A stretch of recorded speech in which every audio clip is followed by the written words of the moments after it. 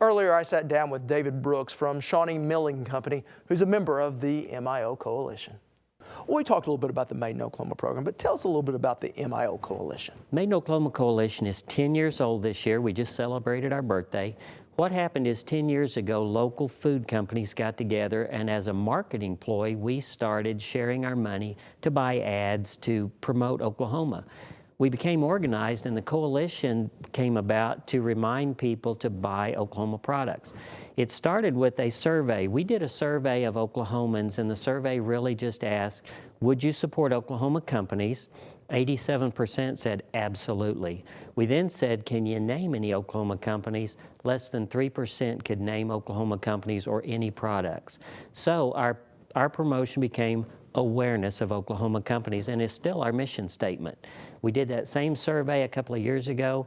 It's still about 87% want to support Oklahoma companies. Now more than 20% can name Oklahoma companies and multiple products. So what we're doing is working well. And several of these brands, at least to me, are quite recognizable. Right, and like Bar S, Chef's Requested, Griffin, Fields Pies.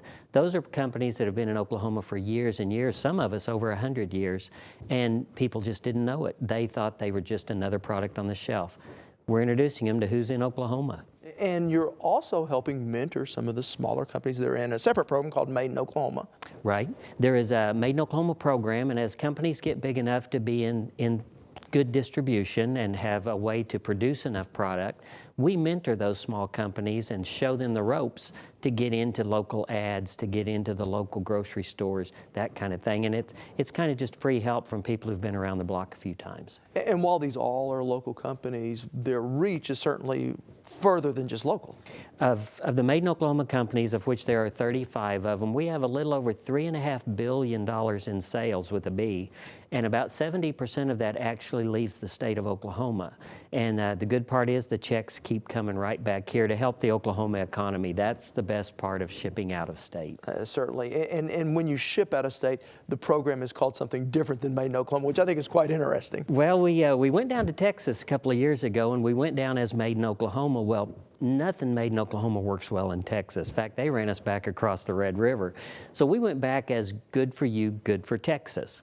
And it worked. We are now advertising in Texas, Oklahoma companies as good for you, good for Texas. That has also spread to Missouri as good for Missouri. We're in good for Arkansas, good for Louisiana, good for New Mexico.